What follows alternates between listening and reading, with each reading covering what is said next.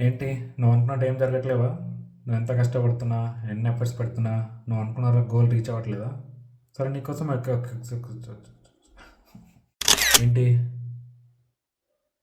ఏంది బే ఏంటేంద్రా దుబాయ్ ఎన్ని ఎఫర్ట్స్ పెడుతున్నా నీవు అనుకుంటున్నా నువ్వురా. సరే ఒక ఎగ్జాంపుల్ చెప్తా. ఒక ఎగ్జాంపుల్ రా ఎదవా.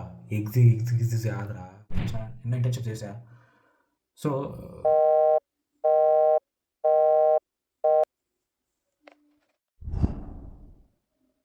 ఏంటి నువ్వు అనుకున్నట్టు ఏం జరగట్లేవా?